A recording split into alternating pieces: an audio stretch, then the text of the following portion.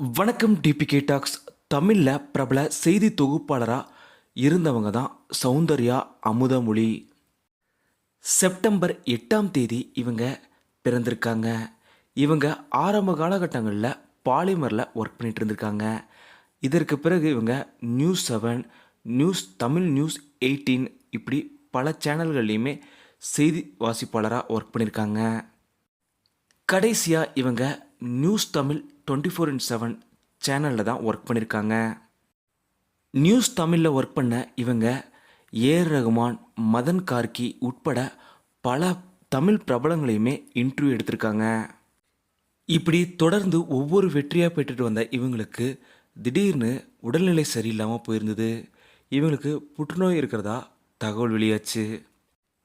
இந்த விஷயங்களையுமே பாசிட்டிவாக தான் தன்னோட சோஷியல் மீடியாவில் சௌந்தர்யா அவங்க சொல்லியிருந்தாங்க.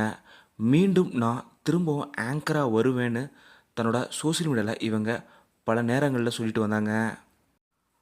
ஆனால் துரதிருஷ்டவசமாக இவங்க மறைந்த செய்தி இப்போது வெளியே இருக்குது.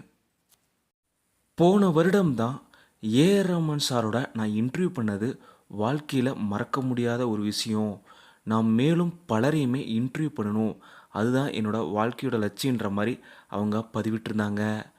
ஆனால் இப்படி ஒரு நிலை ஏற்பட்டது ரசிகர்களுக்கும் கவலை ஏற்பட்டிருக்கு. டிபிகே டாக் சார்பாக சௌந்தர்யா அமுதமொழி அவங்களுக்கு எங்களோட இரங்கல்களை நாங்கள் இங்கே தெரிவிச்சுக்கிறோம். இந்த வீடியோ பற்றிய உங்களோட கருத்துக்களை மறக்காமல் கீழே கமெண்ட்டில் சொல்லுங்கள்.